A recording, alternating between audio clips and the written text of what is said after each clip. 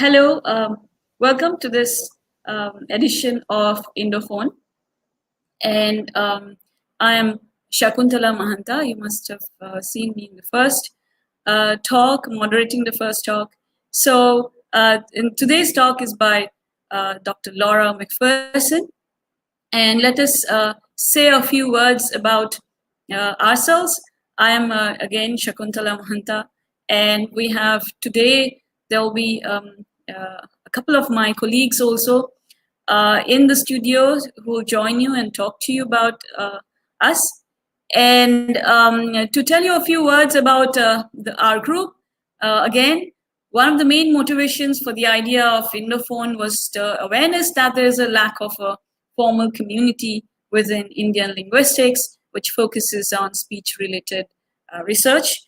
We hope that over time we can be part of the process of building a collective of phonetics phonology enthusiasts in the area of speech, and we hope that IndoPhon is a great first step in that direction. And currently we have 5 of us working behind the scenes of this IndoPhon working group. I'm Shakuntala Mahanta at IIT Guwahati. There's also Professor Indranil Datta at Jadavpur University, and Dr. Shomdev Kaur, and Dr. Amalesh Kope, and Dr. Renu Punos. Dr. Shomdev Kaur at IIT Ropar, and Dr. Amalesh Kope at Tejpur University, and Dr. Renu Punos at IIT Palakkad. Our inaugural series began on 5th October, and we will end on 15. This edition will end on 15 December this year, and it boasts of an exciting lineup of experts working on diverse aspects of phonetics phonology. And you have already seen many of those talks. This talk today is by Dr. Laura McPherson, as I have already said, and Laura is an associate professor of linguistics at Dartmouth College, and her research is driven by primary fieldwork and in-depth description of tonal languages, and primarily in West Africa. She has written 2 reference grammars of African languages, a grammar of Tomos in 2013 and a grammar of Cinco 2020. From a theoretical perspective, her work focuses on diverse aspects of tone, including phonetics, its phonological representation, its interfaces with morphology and syntax. She is currently conducting a cross-linguistic study of musical surrogate languages to document these endangered traditions and analyze their phonetic and phonological underpinnings. So that's about Dr. Laura McPherson, who will join us shortly. And before that, we will record her. We have already recorded her talk and we'll play it. And very soon she will join you and she will answer all your queries about her talk today. So I'm sharing the screen now, and after the talk again, after the Q&A, my colleagues will tell you a bit more about our group IndoPhon, and a couple of things that we are doing to promote students, to promote discussions. We have not 1 but 2 discussion forums for the discussions of the talks, and we welcome you to participate in those things. And again, a very warm welcome for this edition of IndoPhon Talks, and I'm sharing Laura's talk with you now.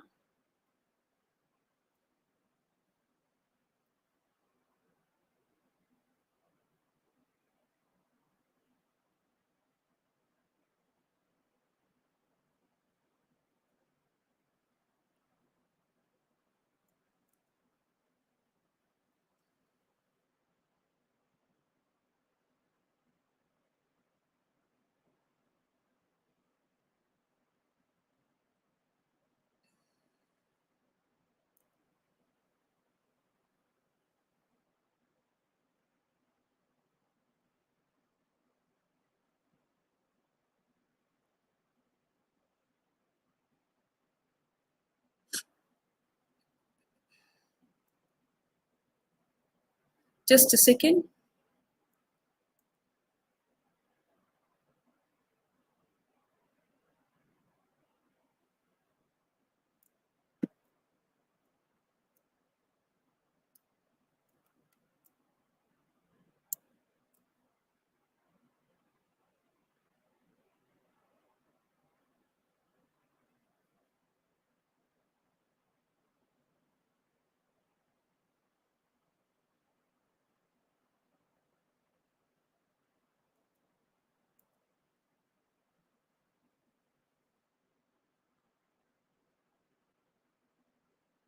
Hi, I'm Laura McPherson from Dartmouth College. Thank you so much for having me here today virtually with you to talk to you about some of my work. Today's talk is going to be an overview of grammatical tone and its segmental correlates. So the study of tone looks at the contrastive use of pitch to distinguish between morphemes. The field tends to be dominated by looking at lexical tone, so that is the use of pitch to distinguish between lexical items. A classic case of this comes from the Chinese dialects like Mandarin, where depending on the tone of ma, it could mean mother, num, horse, scold, or a question marker.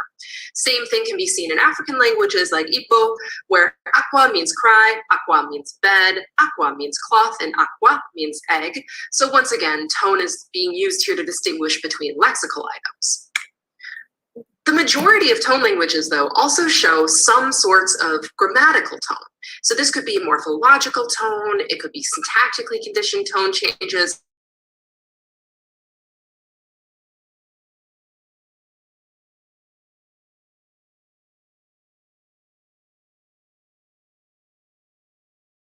To be treated as exotic if it's even discussed at all in a lot of descriptions.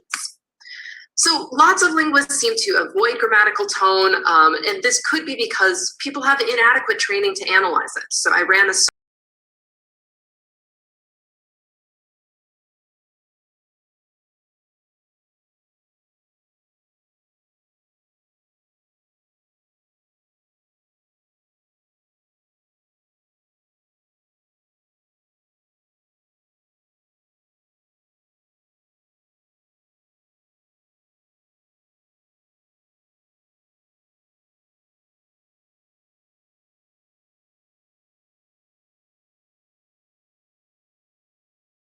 we'll see in the talk today, that's probably not the case in most of the cases that I'll be talking to you about today. Those who do work on grammatical tone, myself included, tend to focus on it and treat grammatical tone as a category, asking questions like, how do we analyze grammatical tone? And that may also not be exactly the right approach. So my goal today in this talk is to break down some of these barriers. First of all, I want to show that grammatical tone is not as exotic as it might seem. And I also want to show that grammatical tone is not monolithic. It's actually a very diverse range of phenomena that may call for a diverse range of analytical techniques. So I'm going to give an overview of a few different kinds of grammatical tone, sort of a typology, if you will, in the spirit of Nick Brawley's dissertation. And what I'll be doing is seeking segmental parallels for each of these kinds of grammatical tone to kind of serve as an anchoring point where those parallels exist, and where they don't exist, that's interesting, and I will try to point that out. So by doing this, it may allow us to determine the best analyses for grammatical tone and not reinvent the wheel. So if we already have techniques in morphology that are out there to deal with certain phenomena, why invent something new to deal with tone? And also, it may allow us to discover the limits of the parallels. So there are many segmental parallels of grammatical tone, but tone does also do some pretty neat things that we don't see. So as sort of an overarching question, we could ask, is grammatical tone unique in its scope or in its diversity? And the answer that I'll show you today is yes, but not overwhelmingly so. So where we're going today, I'm going to talk about a few different categories of grammatical tone. First, I'll talk about what I call tonal affixes that are concatenative, then tonal affixes that are non-concatenative, tone changes with affixation, phrasal grammatical tone, and then I'll end with a discussion. So first, concatenative tonal affixes. So affixation, of course, is sort of the simplest kind of morphology. It's this first sort of thing that would be taught in a Ling 1 or a Ling 101. You have a base or a stem and you add some chunk of segmental material to it, and that means something. In other words, it's a morpheme. It's a chunk of material that means something. So if you add on to cat, it's the plural, right? Now you have cats. If you add on ing to sleep, now you have sleeping. It's a gerund or it's a progressive, right? Depending on the context. But you've got some chunk of material and it means something, and you stick them together and you get a complex word. Well, we find the same thing with tone. We find tonal morphemes. In this case, we'd be talking about a chunk of suprasegmental material or tonal material that means something. So an example comes from Bambara, which is a Mande language in Mali. And in this language, a low tone marks the definite. So if you take a high tone word like wari, which means money, and you stick a low tone onto it, you get wari with the following tone, and it means the money. It makes a definite. Musu, you add a low tone, you get musu, and it means the woman. So in this case, the low tone means the definite.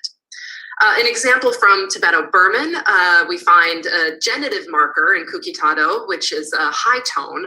And this one only shows up in a more limited range of syntactic environments. So it requires there to be a left branching structure, so a complex possessor. Then you stick this high tone in between. So two friends, food, you'd get zol ni, add this high tone, bu, and you get zol ni bu. And the high tone marks the genitive. Same thing with Windows place, a place for a wind door. So we've got a compound as a possessor, a high tone genitive marker, and then the possessed noun place. So these sorts of tonal morphemes are typically referred to in the literature, or often referred to in the literature, as floating tones. Since they're not associated with any segmental material, the tone is just sort of floating there. But it's important to point out that not all floating tones are tonal morphemes. We find plenty of cases in languages where there is a tone that floats and is not associated with any segmental material, but it's just part of the lexical representation of a word. It doesn't mean anything on its own. So we find these sorts of lexical floating tones in Poko, which is a Sko language in Papua New Guinea.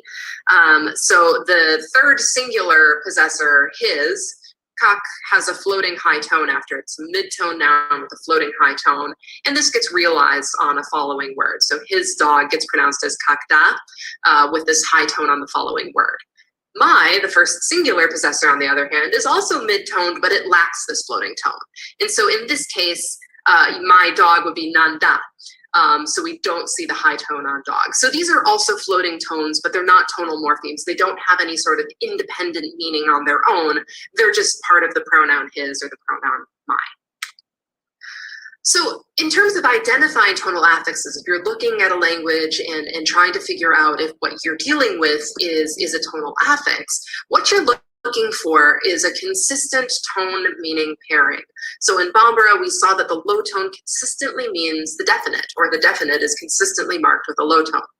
In Kukitado, the high is consistently genitive, or the genitive is consistently marked with a high tone, and so on and so forth. So you find this form meaning pairing, which is what is characteristic of a morpheme. For concatenative affixes, which is what I'm talking about in this section, the base tone is preserved. So you're just adding a new tone to the base. You're not altering the tone of the base at all. So in the case of money, it's a high-toned word, wari, and you're adding on the low tone in this case. So both the high and the low are preserved, and you get wari, the money. So in terms of analyzing these tonal affixes, really any morphological theory will do. Any morphological theory that has morphemes in it that allows affixation should be able to account for tonal affixes. It would be possible to analyze them as something like a co-phonology if you want to move away from them as being sort of pure morphology or pure morphemes, but there's not really any real incentive to do so. So you could say, there's a co-phonology for the Bambara definite that says that all definite nouns end in low. It would work, it'd be fine. But that'd be equivalent to saying there's a co-phonology for the English plural that all plural nouns end in Z. And again, it would work, it would be fine, but it seems like the simpler thing to do is to simply say there's a lexical item or there's a morphological item Z or there's a morphological item low tone, and you add them together, and that's how you get the complex words. Okay, let's talk about a slightly trickier case now, which are non-concatenative tonal affixes, question mark. Because we're starting to have more options for how to deal with these things. So non-concatenative tonal affixes also have a consistent tone meaning pairing, just like we saw in the last section. But in this case, the base tone is not preserved. It's not concatenative. So here's an example. And this comes from Kalabari Ijo, spoken in Nigeria. So we've got some verb roots here. Kan, kon, anya, Saki, different tones, different lexical tones for these different verbs. Tear, judge, spread, begin. Now, to mark the intransitive in kalabari ijo, the tone becomes low-high consistently across the board. So kan becomes kan, kon becomes kon, anya becomes anya, saki becomes saki. So it's always the low-high tone that's marking the intransitive. We have a tone meaning pairing, but the lexical tone is not being preserved. And this is often referred to as replacive tone because that tone marking the intransitive has replaced the lexical tone of the verb. Now, this can't be a language-specific parameter for tonal affixes. In other words, we can't say that in kalabari ijo, tonal affixes replace the tone of the base, whereas in Bambara, they're concatenative. And this is because in the very same language, we find concatenative tonal affixes. So in kalabari ijo, high-low marks the imperative, but it's concatenative. You keep the base tone. So a high-tone verb like so becomes so, high-low in the imperative. A low-toned verb like saw becomes saw in the imperative. So the low tone gets preserved. So it can't be a language-specific parameter. Instead, it must have to do with the morphemes themselves. Okay, so in the last case of tonal affixes that were concatenative, we had a very simple segmental parallel. It would be anything like a normal sort of affix, like the English plural or the gerund. Now, what about a segmental parallel for replacive tone? This one's a little bit trickier, and I'm not so sure that it exists in a clear way. So one possibility would be to look at root and pattern morphology, characteristic of the Semitic languages, for instance. So here's some data from Sinai, which is a Neo-Aramaic language I did fieldwork on in grad school, and just like Arabic or like Hebrew, in Sinai, you have roots like KSW, meaning to write, and in the imperfective, it gets this long and then no second vowel. In the perfective, it gets no first vowel and a long a, so you get kas, but kseo, rakt, but rqed, mach, but mche, right? So in this case, you're kind of replacing what's going on in the imperfective with what's going on in the perfective. So this could be a parallel. But to go back to the slide for a second, what's different about root and pattern morphology is that there is no, let's call it lexical vowel that's getting replaced. In every case, it's predictable. In the imperfective, it's going to predictably be a. In the perfective, it's going to predictably be a. And that's different than what we see in kalabari ijo, because in kalabari ijo, you get all of these different lexical tone patterns being replaced in each case with something consistent, rather than this, which looks sort of more symplectic. You always know in the imperfective it's going to be this, and it's always going to be in the perfective this. We do find tonal equivalents of root and pattern morphology. So an example would be from Somali, where penultimate high tone is consistently masculine and final high tone is consistently feminine. But you can't necessarily say that the root carries a lexical tone. So Inan is boy and Inan is girl. Naas is a stupid man and Naas is a stupid woman. Damer is a he donkey and Damer is a she donkey. But if you looked at the root itself, like Inan or Naas or Damer, there's no lexical tone distinction in this case that's being replaced. It's simply that in some category you get one tone and in some category you get another. And that looks a whole lot like Semitic root and pattern morphology. The replacive case is a little bit trickier. Do we find consistent replacement of segmental morphology? The closest example I can find is in this little set of data from Bade, a Chadic language spoken in Nigeria, and this is coming from some morphology notes from Rashu's morphology class at UCLA. And he presents the data as a replacive case where is the intransitive marker in Bade, and it replaces the middle vowel of trisyllabic roots, regardless of what they are. So you see abjamu with a schwa here becomes abjamu in the intransitive. Again, agdabu becomes agdabu in the intransitive. Here, an e, almiyu, becomes al-mayu. So it looks like a replacive case where regardless of whatever the middle vowel is, it gets replaced by in these longer roots, but crucially not in disyllabic or shorter roots. So this looks like a case of replacive segmental morphology. The jury is out, in my opinion, since if we look at this, we've got a schwa here and that high front vowel here next to a palatal glide. So, underlyingly, maybe all of these are actually schwa or some sort of central vowel, and it's just being pulled forward by the Y. Not entirely sure. But in any case, replacive segmental morphology appears to be very rare, whereas replacive grammatical tone is fairly common. So this is a difference between the two. Okay, so then how do we analyze these non-concatenative affixes? They're still clearly morphology. They belong in the domain of morphology because we have a pairing of form and meaning. We've got some tone and it means something, right? This is a morphological process. But there's a lot more analytical possibilities in this case because it's not exactly clear how it works. Template morphology, which was developed in large part to deal with things like root and pattern morphology, certainly could work. So in this approach, you can sketch out sort of abstract skeletal slots, consonant roots, vocalism. So for Sanaya, you could say that you've got this abstract template where a long ah in between the first two consonants means imperfective, and then you can map your consonantal root onto it, and that gives you kas. In Arabic, you could say that this CVC is the skeletal template for the causative, to cause to X. The A marks the active, and when you map your root and your vowels together, you end up with kattab, to cause somebody to write. So something like this could work for tone as well. However, there are also approaches out there in the morphological literature that sort of try to get away from this templatic morphology and bring root and pattern morphology in with more common sorts of affixation. So to treat root and pattern morphology as affixation.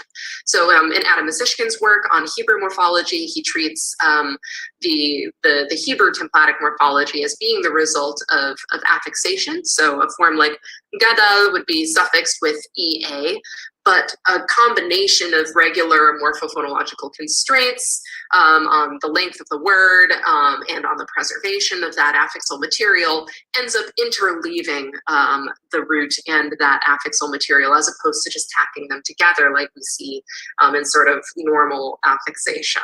So this works well for Hebrew because most words end up being disyllabic. It's not clear how well it would work for Arabic or for Sanaya, but we could imagine a case like this for grammatical tone as well. So in terms of approaches designed specifically for grammatical tone, Nick Raleigh in his dissertation, he treats both kinds of tone that we've seen thus far as tonal affixes. So to take the Kalabari Ijaw case, he would say that the low-high intransitive tone is a dominant affix. It dominates the tone of the root, and high-low, the imperative, is a non-dominant affix. It tacks on, but it doesn't have the power to overcome the root. And these dominance effects are captured by cophonologies. And in his dissertation, in his typology, he views the concatenative floating tones and the replacive tones as two ends of a spectrum that can be accounted for in the same framework. So not two entirely different beasts, but rather two different flavors of tonal morphemes, if you will. Okay, let's complicate things one step further and look at tone changes with affixation. So in many, many languages, it's a very common pattern. What we find is segmental affixation, sort of, regular morphology, let's call it, coupled with grammatical tone changes. And this is what Nick calls auxiliary prosodic exponents. So a classic example, many examples in fact, come from Hausa. There are several cases like this in Hausa, but the ventive is one of them. So the ventive in Hausa is marked with a suffix o, long vowel o, but also a high tone, a high replacive tone. So if we see here, our base forms, fita means to go out, and if you add the suffix o, you get fito, And you also get high tone on the root. So whatever the lexical tone was, it gets replaced by high tone. Same thing here, gangara is rolled down, but gangaro is rolled down here, coming this way. And the root is again replaced by high tone. Dafa, high-low tone on the verb, becomes dafu, cook and bring. So we get this segmental morphology, this suffixation, coupled with tone changes. And this is very, very common. So a segmental parallel, turning back to Semitic, would be once again Hebrew. So in Hebrew, we saw the root and pattern morphology in the last section, but there are also cases where, sort of templatic changes on the base are coupled with affixation. So the causative in Hebrew is marked by both a prefix he and this sort of root template of CCEC. So gadal becomes higdil, Pachad becomes hifchid, katav becomes hiftiv, and there's some little phonological changes happening as well. But what we see is a combination of regular affixation and sort of more non-concatenative processes on the root itself. A trickier case comes from Tomaso, and this is a language that I've worked a lot on in Mali, in West Africa. So in this language, in verb inflection, we see that many suffixes, inflectional suffixes, are coupled with grammatical tone changes. So here we have kana and joba. These are two different roots that have two different tones, high tone and low high tone. But they're subject to replacive tone in different morphological categories. So the imperfective appears to be marked with a de suffix along with a high-low tone on the base. So we get kanade and jobade, and it's replaced the tone of the root. In the perfective, we seem to have a low tone coupled with a front vowel perfective marker. So we get kani and jobe. Once again, with that low tone on the root. Same thing here in the negative perfective, we have a li suffix, a high toned li suffix, but low appears on the root. So you get kanali and joboli. So we get tone changes on the root and affixation. So far, so good. Looks like what we saw in Hausa. But the problem is in this case is that it's not entirely clear how to analyze. It's not so simple to analyze it because we can't say something just like, high, low, and de marks the imperfective, the way we could say in Hausa that, a high tone marks the ventive. And this is because we find, in fact, different tone changes depending on whether it's a main clause or a relative clause. So the main clauses are what you just saw here on the last slide. But what we can see is that in the relative clause, you get that same de suffix for the imperfective, but in this case, there are no tone changes, right? So there's kind of a decoupling of the suffix and the tone. Same thing with the perfective. You get that same segmental suffix, that e or that e, but in the main clause, you get a low tone on the root, and in the relative clause, you get a high-low overlay across the word. So there's a bit of a decoupling here between the two. So it's clearly a much more complicated morphological representation than what we saw in Hausa. Okay, so the Tomaso case is, if we can also find segmental parallels for, and an example would be umlaut in German. So in German, the plural is marked by suffixes like or and or umlaut. So sometimes you just get one, sometimes you get the other, sometimes you get both. So arm becomes ame in the plural, and there's no umlaut, but there is a suffix. Father is fata, and you get feta in the plural. So you get umlaut, but no suffix. Hals, which means neck, becomes helse in the plural. You get both umlaut and the suffix. And same thing all the way down. So bild is picture and bilde. It could vacuously have umlaut, right? If umlaut is a fronting process, e is already front, you wouldn't hear it anyway. Wurm, Würme for worms. So you get sometimes both of them together, sometimes one, sometimes the other. So it's again sort of a complicated mess of segmental and or rather affixal and non-concatenative changes. So in analyzing cases like this, where you have both affixation and some sort of non-concatenative change on the stem, it becomes a tricky question as to how to best analyze the data.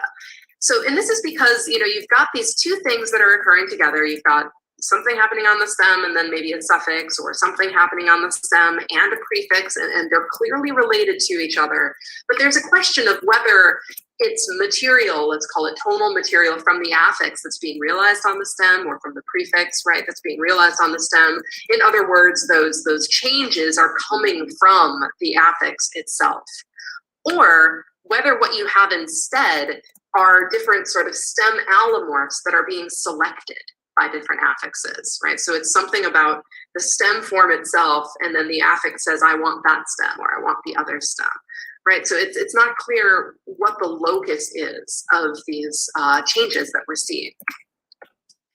And this to me is reminiscent of stem alternations and inflection classes. So in the Romance languages, for instance, this is very common. In French, where you get different inflectional categories that are selecting different stems that may or may not be consistent across different morphological categories. So the verb boire, to drink, in French has a stem buve, which is found in the imperfected, in the imparfait. So you get je buvais. It has a stem boive, which is found in the present plural when the subject is plural. So you get nous boivons.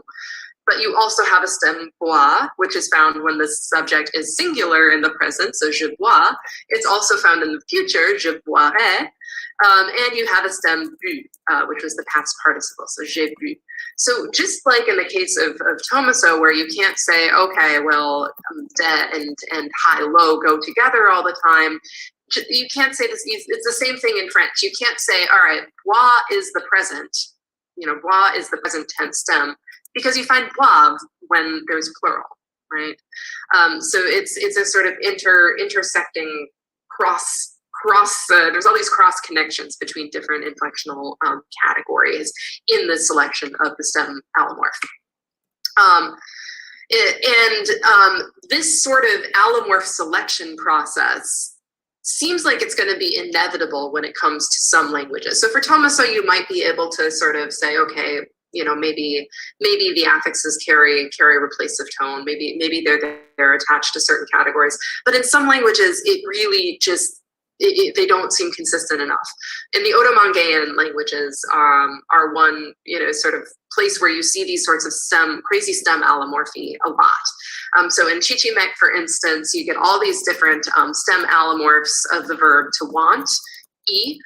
Some of them are high-toned and have different segmental markers like B in the third plural, T in the second singular, but not when it's present tense, E in the potential, but not when it's second singular or third plural, in which case you get these other forms, and D in the third singular or the dual, the future and two out of the three past tense forms. So once again, it's like you need to look at the specific cell of the inflectional paradigm to know which verb you're going to pick. And this really looks like something that has to be stem allomorphy. It has to be root allomorphy. You can't say that third plural is marked with a high tone or second singular is marked with a high tone, because it's just too mixed together. It's just too mixed up together.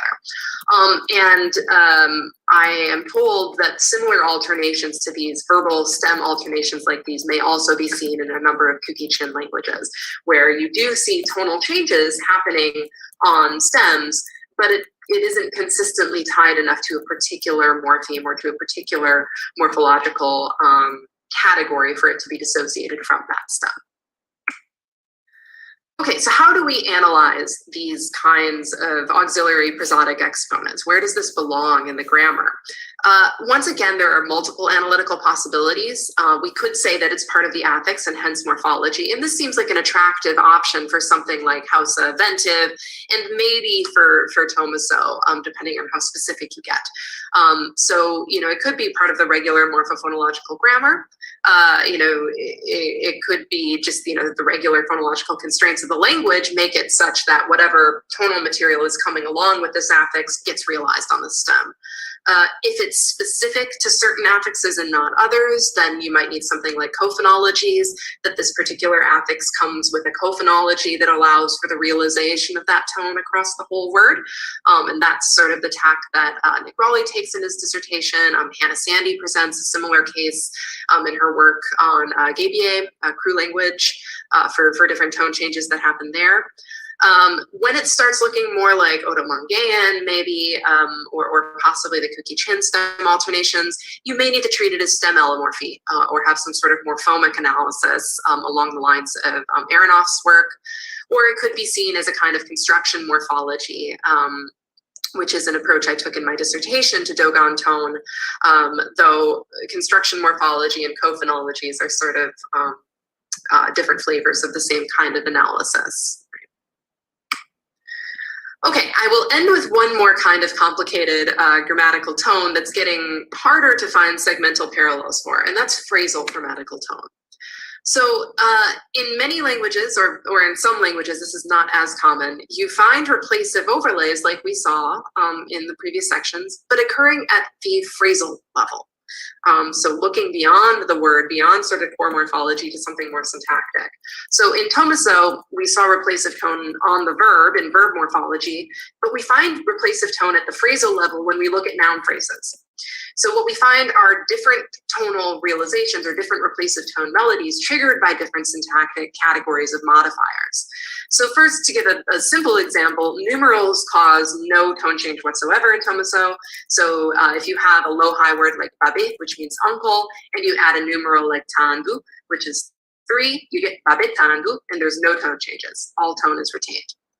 Adjectives, on the other hand, cause the preceding noun to become low-toned. So if you add como, skinny, you now get babe como with low tone on uncle. Same thing happens with demonstratives. You get babe ni, that uncle. Possessive pronouns, on the other hand, trigger either high or high-low, depending on the length of the word. So you get mi babe, my uncle. So in this case, excuse me, we find that the uncle, the word for uncle, now has high tone on it. Whereas if it's a possessive noun, not a pronoun, you get low tone, so anna babe. So replacive tone happening, but this time at the phrasal level between words. These replacive overlays can actually extend across multiple words, more than just the noun. So if you wanted to say these 3 uncles, now in this case, the demonstrative is causing that numeral and that noun to become low toned, whereas on their own, they would retain their lexical tone. So you get babetan du nombe, these 3 uncles, or a man's skinny uncle, that should read skinny, you would get anna babe como with low tone across both the noun and the adjective. An even more sort of complex case is found once again in Kalabari Ijo, clearly a very cool tonal language. Here you find greater variability in these replacive patterns. So in Tomaso, it was mostly just low or sometimes high-low. In Kalabari Ijo, possessive nouns trigger high-low, possessive pronouns trigger high-low-high, determiners trigger low-high, and quantifiers trigger low. So an example can be seen here in a selection from Harry and Hyman. So regardless of what the lexical tone is of the noun, you get high-low when there's a possessor. So high-high becomes high-low, nama. Low-low, pulo becomes high-low, pulo. High-low, bile becomes bile, vacuously. Low-high becomes high-low, high-down sub-high becomes high-low. So we get high-low all across the board with a nominal possessor, high-low-high with a pronominal possessor, low-high with a determiner, in this case which, a WH determiner, and low-tone with a quantifier. Just like we saw in Tomaso, these melodies can map across multiple words, but here, what's nice about the Kalabari Ijo case is that it's clear that it is just a single melody that maps across all of these words. So high-low-high, for instance, which is the melody associated with the pronominal possessor, maps across these 3 words as high and then low and then high. We don't see a repetition of that melody. It is one melody that goes across that whole set of words. So how do we account for this? Where are these things coming from? I mean, it would be possible to say that these are lexical floating tones, that maybe all adjectives in Tomaso carry a lexical floating low tone with them. But this seems like it would sort of miss the broader generalization, or it would become this lucky accident that every adjective in the language has a floating low tone associated with it. It's missing a generalization. Could it be a tonal morpheme? Could we call this, a floating tonal morpheme like we saw before? The problem is that these don't seem to mean anything, right? Low-high could mean determined, low could mean quantified, but we never really see segmental affixes that mean determined or quantified. These aren't normal sort of morphological, morphosyntactic features that we see marked in a language. So rather, these really are like auxiliary prosodic exponents, some tone change coming along with sort of regular morphology, but now it's at the phrasal level and with independent words. It also doesn't look a whole lot like tonal morphemes because you would need to have something like a single morpheme, tonal morpheme affecting multiple words, like that high low high suddenly is a morpheme that scopes over multiple words, and we really just don't see that in the segmental world. If you do have some sort of morphological marking that occurs on multiple words like agreement, you'll see it repeated each time, right? So it does feel a bit different in this case. So are there any segmental parallels that we can find for phrasal grammatical tone? Construct states is the closest that I can get. Once again, this is from Semitic linguistics, so I don't know what kind of connections there are between Semitic languages and grammatical tone. But construct states are essentially a kind of head marking that you find in possessive constructions. Just like with all of this phrasal grammatical tone that we've been seeing, it's the head that ends up with the grammatical tone overlay. So for Moroccan Arabic, for instance, the word khala means ant. But there's a construct state, khalt, that's used when the noun is possessed. So khalt al-bant, the aunt of the girl, or khalti, my aunt, you get a different form of this word when it's possessed, whether that's by an independent word, like of the girl, or by an affix, as in my aunt. So this looks sort of similar. A more elaborate system of construct states is found in Dinka, a Nilotic language of South Sudan, and there are more than one, in this language there are more than one construct state for each noun. So for the noun man, for instance, there's construct state 1, and that's used with demonstratives, indefinite pronouns, and relative clauses. So here's the noun for man, and then it takes on this nasal at the end with, for example, a demonstrative.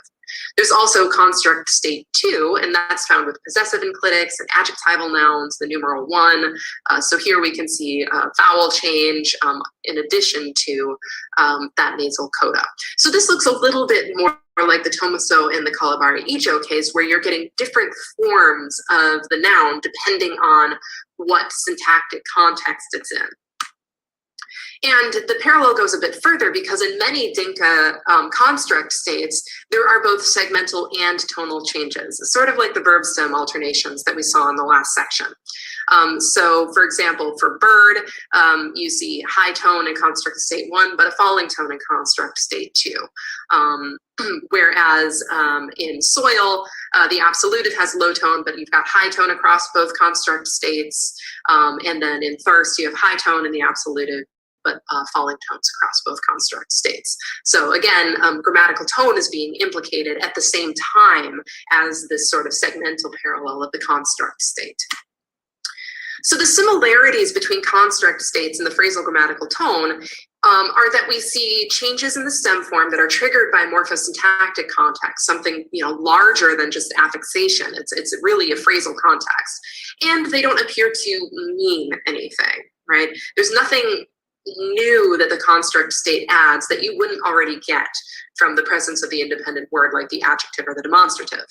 However, the construct states differ in that they tend to be much more idiosyncratic, at least in Dinka, than the Tomaso or the Kalabari replacive tone, which are really consistent, just completely productive, consistent changes. And construct states seem to only affect a single word, which is, the noun or the stem, whereas these replacive overlays, as we saw, can cover larger swaths of material. So how do we analyze them? How do we analyze phrasal grammatical tone? Well, there could be lexical allomorph listing, and in fact, I think for something like Dinka construct states, you would have to list these allomorphs. They're fairly idiosyncratic and tied to individual lexical items. And you could have something like a precompiled phrasal phonology, where in the lexicon there are frames that are listed that say, all right, with an adjective, put this low-toned allomorph in with an adjective, put this high-toned allomorph in with a possessor. That would be a possibility. Construction morphology could do this because you've got idiosyncratic phonological material tied to some sort of consistent syntactic structure. So this is the approach I took in my dissertation. Once again, in Nick Raleigh's dissertation, he uses co-phonologies at the phrasal level to accomplish this, and Hannah Sandy in her recent work, ties together the idea of the syntactic phase with the co-phonology to kind of get that coextensive application of tone to these larger chunks of syntactic material. Okay, let me just end here with a little bit of discussion. I've kind of thrown out a lot of different phenomena. But one thing that I hope you'll take away from this talk is that grammatical tone is not all the same. It really is a diverse phenomenon. Some grammatical tone is meaningful, like the definite marker or the intransitive, and some of it is not, right? Like the replacive tone at the phrasal level. Doesn't really seem to mean anything. Some of it seems to be affixal, coming along and tacking onto a word, whereas some of it seems to be a property of the stem, like in Oto-Mangaean or in some of these Dinka construct states. Some of it is at the word level, some of it is phrasal, some of it's replacive, some of it's concatenative. It really is a diverse range of phenomena. But generally speaking, another thing I hope you'll take away from this talk is that it's not overly exotic. The toolkit that we have from more familiar morphology often offers us good ways forward, whether that's through affixation or through stem listing or through co-phonologies, right? We don't need to reinvent the wheel to account for it. The tonal affixes that we saw at the beginning fit very well into item and arrangement models of morphology. So, for example, distributed morphology, which is very popular these days, that could account for tonal affixes perfectly well. Non-affixal tone could be accounted for using co-phonologies or construction morphology or realizational approaches to morphology. So we don't need anything totally new. That being said, there are still some differences between grammatical tone and non-tonal morphology. So we saw that replacive tone is quite common, but replacive segmental processes are less so. So even in cases that we find like, ablaut cases or umlaut, typically some features of the lexical form are retained, right? So in umlaut, you retain the height of the vowel even though you fronted it. Whereas with replacive tone, I mean, you're really just getting rid of tone and putting something new on there. Phrase level word effect material, but this is that all to how these processes are represented in our grammar, right? So there's a value in comparing grammatical tone to other segmental morphology, and it's to avoid duplicating theories that account for similar patterns. If you have something that already deals with affixation, why come up with something new? It also allows us to recognize the scalar nature of the phenomena at hand, from purely tonal changes that are or totally consistent stem allomorphs to cases where you have tonal and segmental stem allomorphs with some consistency to entirely idiosyncratic stem allomorphs like in Oto-Mangaean. So, I mean, there's really, there's a whole range of things here, and you can't make clean cutoffs between them and say, this is morphology, but that's not,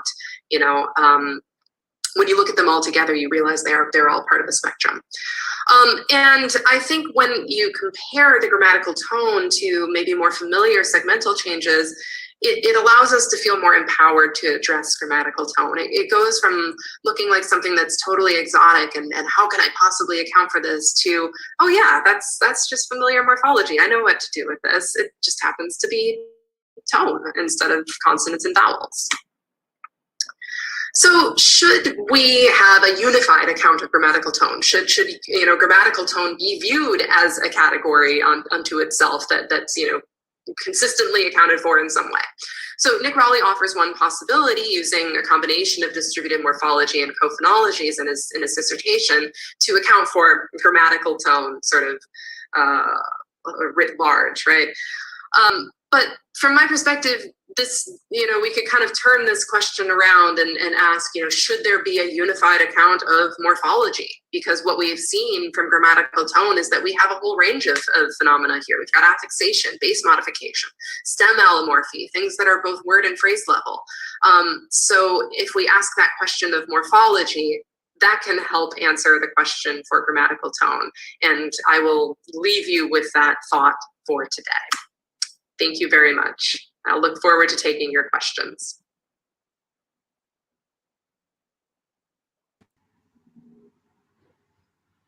So I had to stop that because I can show only one screen. So hello, Laura. Hi, can you hear me okay? Yeah, can hear you perfect. Fine. Yeah, so a very warm welcome to Laura McPherson, our speaker for today. And we have some questions for you. And we have already given your introduction based on your bio. So the people who are watching this, they know who you are and your fantastic work, of course. And so the questions are on the right-hand panel. So I will just show you a few of the questions which are coming, and I'm sure there more will be coming. Yes, so here's nice. one. Yeah. Wonderful. This is such a great platform. I've never used it before. This is fantastic. Yes. So you did see in Kalabari when this low-high tone was added that in a lot of cases the vowel needed to lengthen to accommodate that new tone. And I would say that that's still a sort of classic floating tone pattern. Some of these stems were really short. They only had a short vowel, and in that particular language, you could probably say, and I think this ties into another question here about the tone-bearing unit. You could say that the tone-bearing unit in Kalabari Ijo is the mora, and each mora can only take one tone. So if you have a floating melody that's bigger than the amount of space you have on your stem, you'll have to add a tone-bearing unit in order to accommodate it. But it's still a floating tone in the sense that that low-high tone didn't come with any segmental material of itself. It had to then be tacked on to pre-existing material, if that makes sense. So can it be? Yeah, this is a really good question, because, and this is a bit of an aerial feature, I think, in how tone is handled. So, in East and Southeast Asia, at least, contour tones are often thought of as individual units, whereas in the Africanist tradition, they're often thought of as being a juxtaposition of low and high tone. And I think it's a bigger question, whether all languages need to be analyzed in the same way or not. Certainly in the case of, my personal opinion on it is that it comes down to what evidence the language as a whole gives you. And in Kalabari Ijo, it gives you evidence that low and high are separate tones. Like, for instance, if you have a disyllabic form, some of those verbs were disyllabic, you saw the low going on one syllable and the high going on the next syllable. Whereas if it's monosyllabic, then it's a contour tone. So there, and in those phrasal cases too, where you can get one melody mapping across multiple words, if it's a low-high melody, you can get the low here and the high like way over here. So they're very separable in Kalabari Ijo. Like, they're clearly sort of two different tone levels that just make a contour if they happen to be on the same syllable. Now, some languages don't give you that evidence, like Mandarin has rising tones, but in Mandarin, the tones stay put, right? More or less, if they came on the syllable, they stay on the syllable. There might be some sandhi, but they don't split up. And so as a learner, you're never given any evidence that that should be made up of level tones. Now, It's possible that just as part of the human language faculty, tone is represented as level tone. So even in Mandarin, if you don't get any sort of evidence, let's call it, you still think of it as a low and a high tone, but maybe not. I think that's an open question in tone analysis. So yeah, so this is the question I was alluding to before. So how do we decide? How do we know what the tone-bearing unit is in a particular language? The traditional, let me give you like the traditional answer. The traditional answer is that in many times it comes down to the distribution of contour tones for deciding between the syllable and the mora. So if you can get only a level tone on a short syllable, but then contour tones on a long syllable or a heavy syllable, that's typically been taken as evidence of the mora, because you need to have, you know, 2 moras of a vowel or a mora of a vowel and a coda consonant, let's say, in order to host that contour tone. And so, you know, people have said, okay, the mora is the tone-bearing unit. Whereas if you can get the same, you know, any sort of distribution of tones on a syllable, then you could say it's the syllable.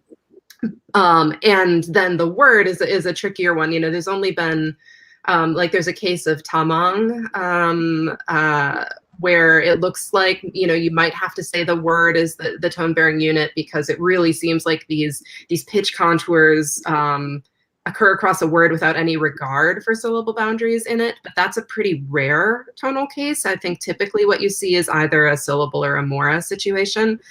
That being said, there's been, you know, more recent research in the last couple decades that have kind of problematized this idea of the tone-bearing unit. Like, it's maybe not quite so clear-cut.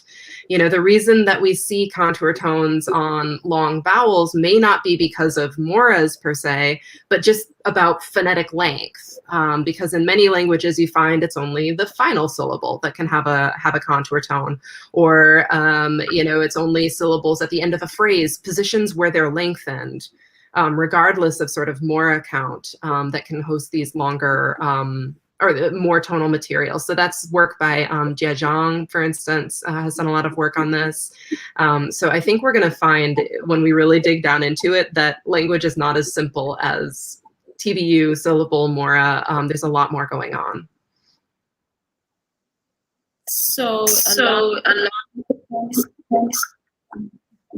No worries. Certainly there are cases, you know, I can't think of anything off of the top of my head right now of down and up step from different grammatical categories, but I know it exists. And the reason that I didn't talk about that today, and I also didn't talk about polarity. So I know, you know, in a number of Tibeto-Burman languages, there's tone polarity. If you add on an affix, it takes on the opposite tone of whatever the stem was. I didn't talk about those cases today because those, to me, can be accounted for more clearly by phonology. And I feel a little bit bad, right? Here's this IndoPhon, wonderful IndoPhon series, and then I like bust in talking about morphology. But cases like the downstep or upstep or the tone polarity, you don't need any special morphological tools for it. You can say simply, okay, well, you know, maybe if the stem is high toned and you add a high toned affix, the phonology says if you have 2 high tones next to each other, you should downstep the second one. It's just a phonological property. Same thing with the polarity. You know, if you've got a stem and it's got some particular tone, if you add an affix onto it, all it needs to know is what the preceding tone is, and then it can flip. So these are phonological contexts produced by morphology, by adding on affixes, but there's nothing inherently morphological about the process. There's a comment as well. Yeah, fantastic. I would love to see more information about it. I was, you know, trying to find more examples from the region that I could put into the talk. So that's great. Yeah, and there's yes. So tone sundhi. So I mean, also tone sundhi is such a gigantic term that covers so many different things. I mean, for instance, the tone polarity or the downstep could be seen as a kind of tone sundhi, like, you know, some sort of tonal change that's happening from the concatenation of multiple tones, or it could be something more wild than that, right? Sort of more idiosyncratic tone changes. And some of those, I think, are clearly fall into the bucket of grammatical tone, because you need to have some sort of specific morphological or syntactic context for them to trigger them. And others could be just sort of more purely phonological, right? Again, the affixation creates this tonal sequence, but then the changes that you get are just part of the normal phonological grammar. So it would depend on the exact alternations, I guess. So, and another question. All right. Yes, excellent question. All right, so enlightenment of independence from grammatical tones, the phrasal level. I think that there's the question of like word versus phrase is a different question from something like OT or HG or rules. Like these are two different parameters, and they can cross cut however you want them to. So personally, in my work, I am a user of constraint-based grammars, and in particular, I think there's a lot of evidence for something like harmonic grammar, because language is so much more variable and stochastic than traditional OT makes it look like. Like there's not just one winner and one loser. You've got this whole range of probabilities. So in my dissertation, for instance, which looked at that phrasal grammatical tone in Tomaso and other Dogon languages, I used a maximum entropy harmonic grammar analysis to account for the output. So I combined construction morphology at the phrasal level and took these to be kind of constraints in a harmonic grammar analysis, and said, all right, the constraint says have low tone with an adjective, or the constraint says have high tone with a possessor, but the interaction of them with one another and with faithfulness was taking place in maximum entropy harmonic grammar, because you get cases of variation and you get ganging up of different constraints, things that you couldn't do in OT. But it's the choice of the analyst, and I don't think that grammatical tone gives you any more or less evidence for either framework than any other kind of phonology does. Okay, so it's the same question. Yes. Right. I think you can ground them in any one of these domains. They're this is sort of one of my bigger issues with linguistics in general, or maybe it's true of all sciences, but one tends to focus on the particular problem that you're looking at, and then develop all your little tools for your little problem, and then you come up with an analysis and you say, great, I did it. And so my dissertation, I'm looking at phrasal grammatical tone, and I've got these construction constraints that deal with the phrasal component, and it works great for these phrasal changes. But of course, that's just one piece of the language, right? All of these tones need to be phonetically implemented. There are maybe purely phonological things that are happening, but we just look at these different slices of language when we're analyzing them. But if I'd looked at a different slice of the language, then my constraints would have been grounded maybe more in phonetics. But I was looking at this slice since they were grounded in morphosyntax. I think the constraints can be grounded in any one of these, and what the big, the whole phonology or the whole grammar looks like has got to be a very complicated place. And I hope that people are going to be working more on that, like trying to bridge what that looks like, going all the way from something morphosyntactic down to the level of the phonetics. Those are big questions. Okay, are there known morphosyntactic contexts? So Kalabari, Ijo, Bade, Sharudal, morpheme, transitivity, alternation. Yeah, so common contexts in which we find these, certainly transitivity would be one. I think genitives are also very common for, genitives or associative constructions are very common for grammatical tone. Tense aspect, mood marking. So yeah, I think there is something to be said about there being commonalities between where we see grammatical tone and where we see, sort of regular segmental morphology and allomorphy.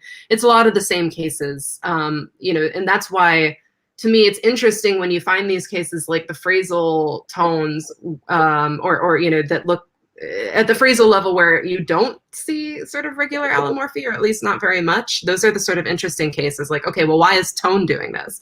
Why does tone have these crazy changes and we don't see it anywhere else? Yeah, so this is asking for advice. Sure. So you can take it. All right, first year linguistics students. So, well, welcome to the field. We're very glad to have you here. I would say, I mean, there's so many things I could say, but find what you're passionate about, find what really interests you, and what you have sort of, where you can bring your own unique experiences to your work. What do you have in your life? What access do you have to languages around you, or speakers around you, experiences you've had growing up that can inform your work in a unique way, right? Because I think the field gets richer when we each bring our own, when we're not like trying to be some particular mold of, this is what a linguist looks like, or this is what a linguist does, but we're all kind of taking what makes us ourselves and bringing it to our work. I think that's what I would say is like general advice. So thank you for answering that. So before I go on to give you more questions, I wanted to ask you, are you getting late for your class, or do you want to wrap up? I still have about 10, what time is it? Yeah, about 10, 15 minutes, so I'm good. Okay, so maybe I will give you just 2 more questions, and after that, we have some more announcements to make, so we'd like you to be there as well. So, yeah.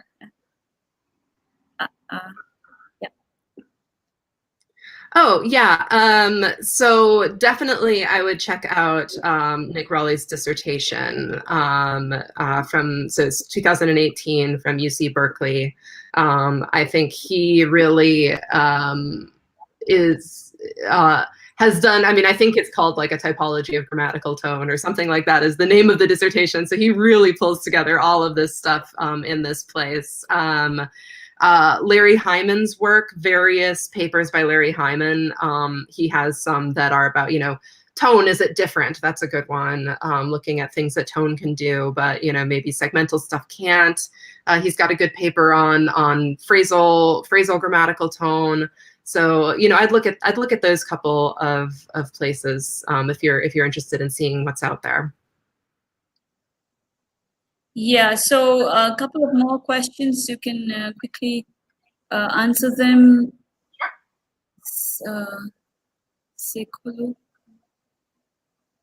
Okay, so all right, if there's tone changes in the stem but no uniformity, right? I think yes, when there's no uniformity to the tone changes, then I think you'd have to consider it grammatical tone because it can't be regular phonology, right? If it were regular phonology, you'd expect there to be some sort of pattern or some sort of consistency. But when you don't see that, then that information has to be stored specifically with that that affixation or with that grammatical category in some form. So this to me is the case of Otomangayan, I mean, which, if you're interested in the extremes of what grammatical tone can do, you can look at Otomangayan. There's a whole volume on tone and inflection that has a lot of papers. It's by Polankar and, I can't remember the second editor off the top of my head, yeah, I mean, just no consistency or uniformity at all, and it makes you wonder how anybody can learn these systems.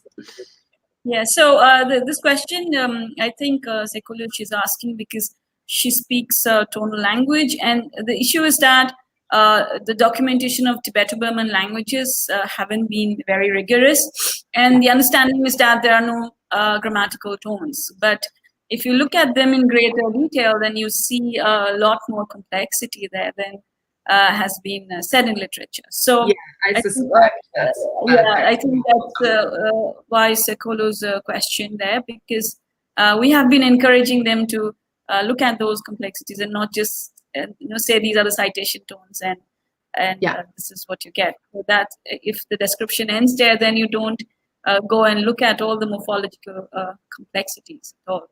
Exactly. No, I good for you. That sounds a lot like grammatical tone to me. And it's like I said at the beginning of the talk, like, in many cases, it's just not talked about. People don't look into the complexities. So good for you for doing that. So it's very important that Sekolo and others go and look at those things a lot more than they have been looked at. Totally. So one more, I think a last question by Indranil, and then we'll wrap up. Okay, let's see. Do you have any studies where we see variation in tonal co-articulation based on whether they, interesting, lexical or grammatical? That's a really interesting question. I don't know of any cases off the top of my head. And it would be very interesting if we found them, right? Because that to me would be sort of like phonetics being sensitive to a morphological distinction in tone. It seems entirely plausible to me that such a thing could exist, but I don't know. That's a really good question. If anybody does find that, please let me know. Yeah, so I guess that brings us to the end of our question Q&A session.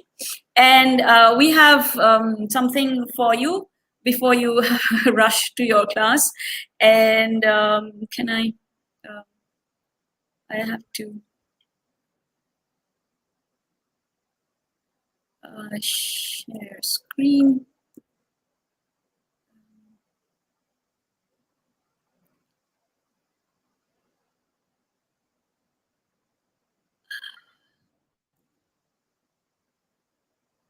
Sorry, that's not what we wanted to show you. Just give me a second.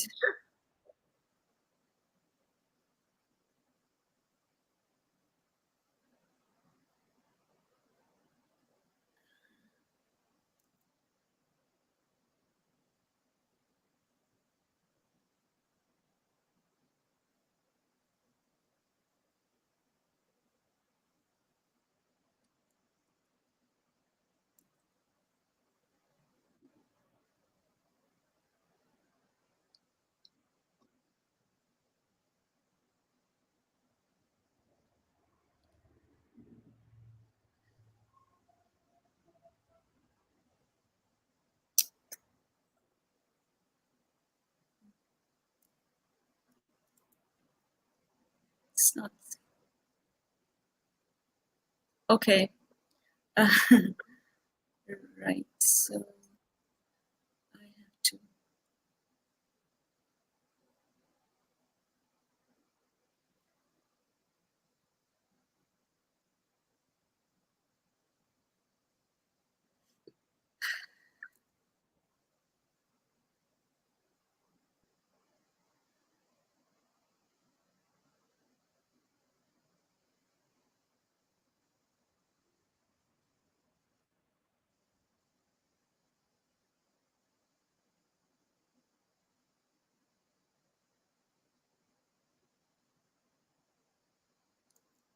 So, can you see this now? I can. Yeah. So there you are. Oh my gosh. Coil, one of our students.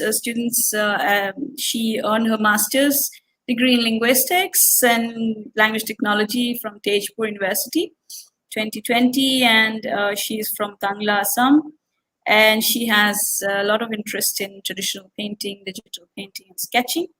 So she finished your sketch in just one day, and we are really thankful to her for doing this.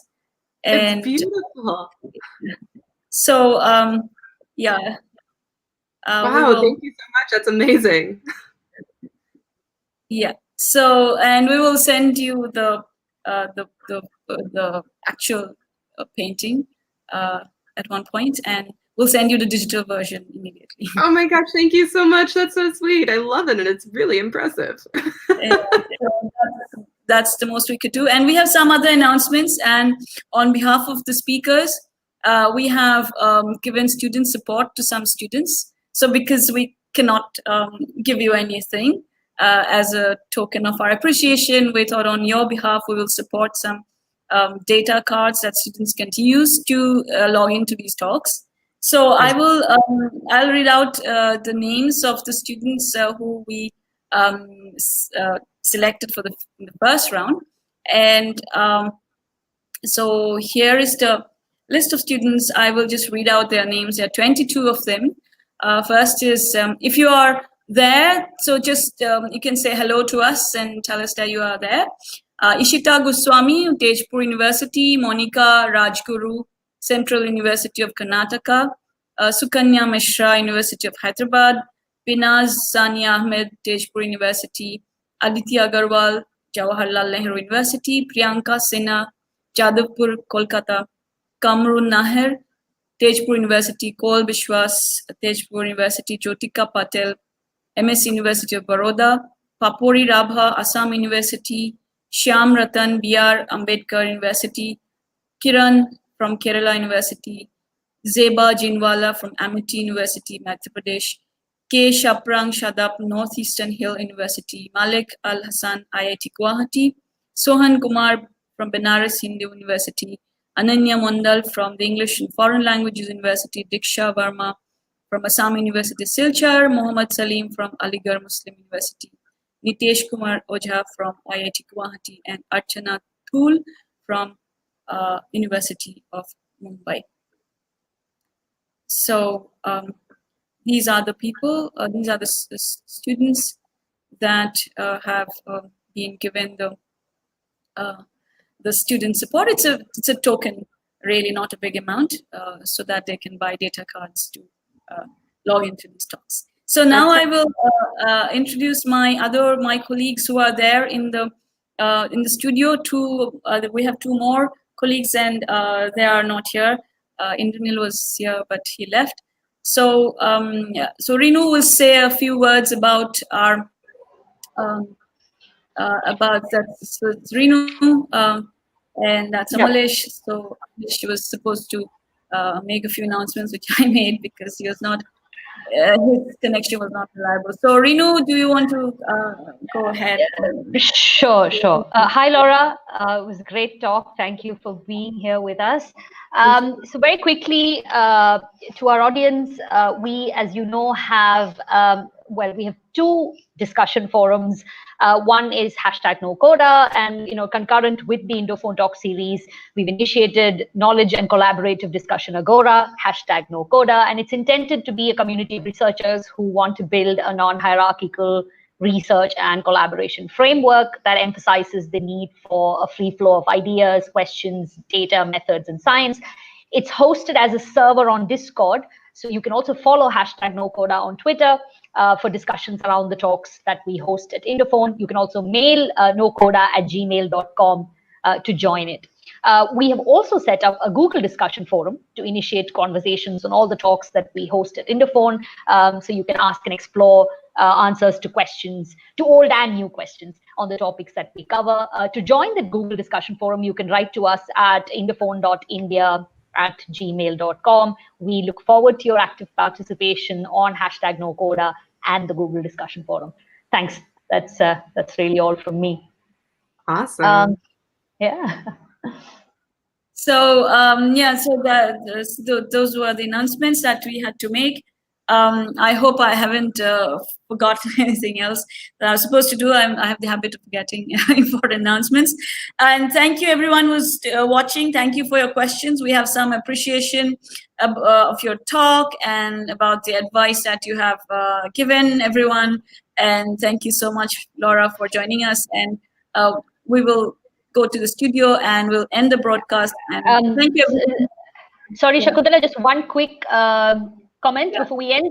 As we said at the beginning, we have a really exciting lineup of talks. So next week, on the 17th, we have Jennifer Cole, who's going to be speaking to all of us. Yes, that's going back to prosody. We started with prosody. We are going back to prosody. And so we'll go to the studio and then thank you everyone who's watching, and hope you'll join us again, and hope you can make use of the data cards and join in full force. Thank you. Thanks, everyone.